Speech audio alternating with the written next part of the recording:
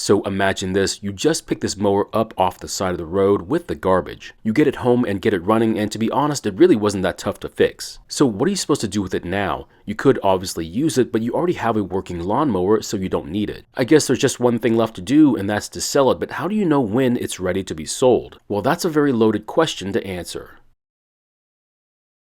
In today's video, we take a look at this Troy-Bilt lawnmower, and the problem is that it was picked up as trash, and the reason why it was thrown away was because it simply wouldn't start. Now the hard part is trying to figure out what's wrong with it, and the next hurdle is to try and fix it. But just because you got it running doesn't mean it should be sold off just yet. Now I've already fixed this mower, and if you want to see that video, there should be a link to it at the top of the screen or at the end of the video. And I'm just going to use the video as a background while I talk about trying to figure out when you should sell off a repaired lawnmower. Now you might be saying that's pretty simple to figure out. You should sell it right after you fix it, right? So I'm not going to tell you how you should go about making extra money. With the way things are right now, any extra money is very appreciated. Now the reason I'm even talking about this is because I had a viewer bring up this very topic, and to be honest, it's such a complex question to answer. So I'm going to try and do my best to answer this question, but of course the choice is still yours to make. But I do want to bring up an alternative scenario to this question, which is if you want to make a quick return with almost no investment, we'll just sell it as is. So what do I mean by that? Simple. Do not invest any time or money into it. I mean, you found it for free, so if you sold it off as a non-running parts machine for a quarter of the used retail price, you're still going to make a good bit of change, and you don't have to worry about the gasoline, oil, or even the carb. So making a quick buck is pretty easy, but to be honest, with just a little bit of extra work, most of which isn't all too difficult to do, you should be able to easily make several times the amount than if you sold it off as a non-runner.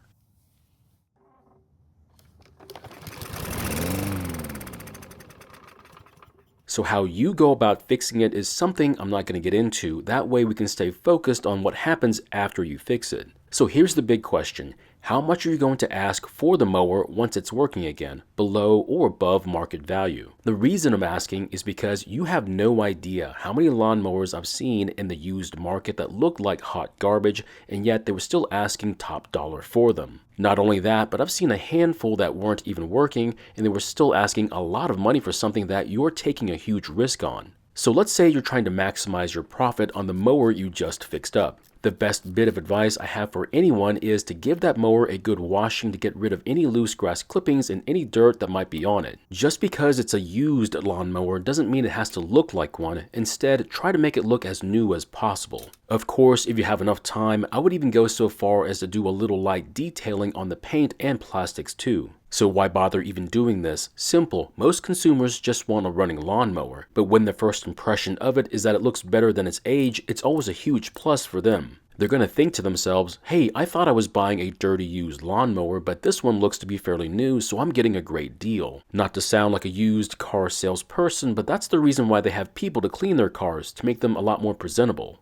Now, it's not very often that you'll go and buy a car from a used car dealer that hasn't been detailed inside and out with something to make them look extra shiny. So all I have to say is, if it's good enough for them, then it should be good enough for you as well. Now, it doesn't matter all that much if you're going to sell it not running and for parts. But if you're wanting a couple of $100 for it, I don't think it's too much to ask that it looks like it's worth it as well. So does that mean if the mower starts and runs and looks as clean as possible that it's ready to be sold? Well, not just yet. Now the biggest problem I've seen in the market is that someone will buy a used lawnmower, watch the seller start it, and then take it home. But once they get that lawnmower home, it either won't start or it'll have all sorts of problems after they start using it for a long period of time. Of course, the reason for these issues is because the seller hasn't done any long-term testing with it. They simply got it running again after doing some carb cleaning and adding some fresh gasoline to the system. Now, don't get me wrong, most times this is all that you ever really need to do to get most mowers working again, but there might be more to it though. Now, just because you got the mower back into the condition it was before it stopped working doesn't mean that condition was without its own problems too. So here's the scenario. The previous owner was having issues with the mower, and because of those issues decided to leave it out in the cold, opting instead to get a new mower. So a couple of years goes by and that mower is finally getting in their way, so it's got to go. And since it was put away so badly, it now has all the symptoms of a neglected mower that's needing a lot of attention. That's when you come in and pick up that mower, give it some attention, only to bring it right back to where the previous owner had it, problems and all. Yes, you could sell it that way, and no one says you can't, but it would be tough for me to do that to someone, and there's only one thing that needs to be done. That means I'm going to have to try and repair it so that it's going to run just like a brand new mower, or at least the best it can depending upon its condition. But is this something that needs to be done though? Well, that's a tough question to answer, so let me give you a situation and let's see how you feel about it. So let's say you just bought a 10-year-old truck, and for the most part it looks like you got a great deal on it. However, there is an issue with it. Now when you start the truck and the engine is cold, it starts just fine, but when the engine is hot, it's really difficult to start. You have to try and start it a couple of times before it'll start, and it's very embarrassing when this happens. It's not enough to make a big fuss about, but it is the only real issue you have with it. You then take it back to the dealership service department to try and find out what's wrong with it. And while you're there, you talk with a couple of salespeople, at which point you find out more about the vehicle you just bought. So it turns out it was a recent trade-in that went through their inspection process. However, it was never driven for more than a mile on any given day. Then you came along and bought it, and now it's your problem to fix. Not that it's important to the story, but the truck ended up having a couple of leaking injectors which would flood the engine with too much fuel.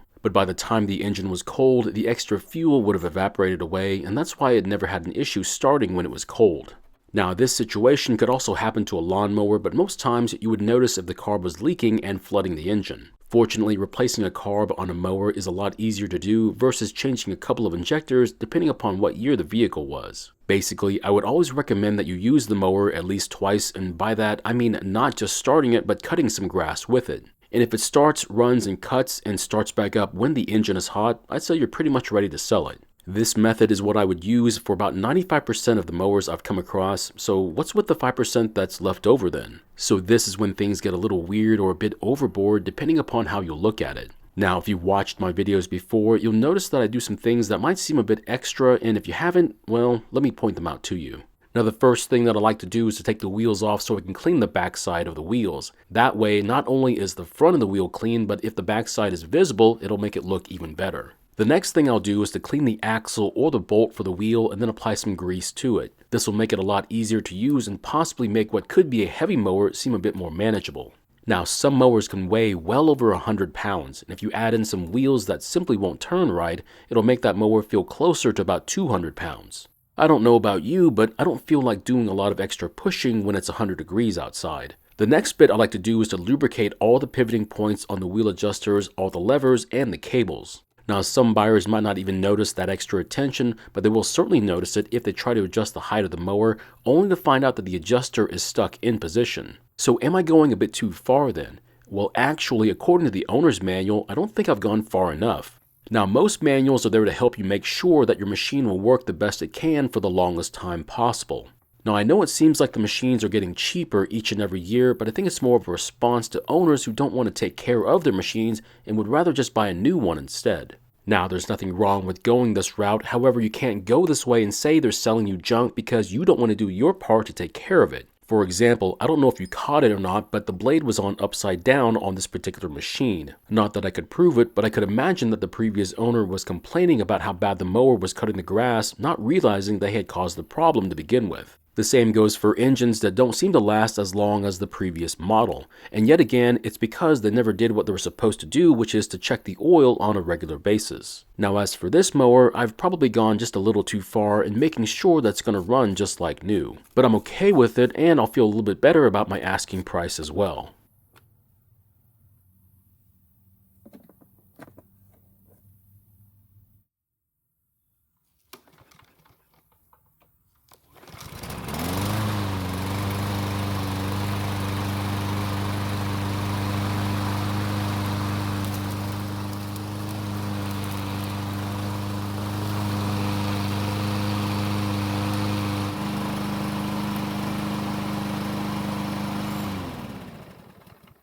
Of course, I don't expect you to go this far, and you're free to make your own choices. And as for me, I'm very comfortable with the choices I've made so far.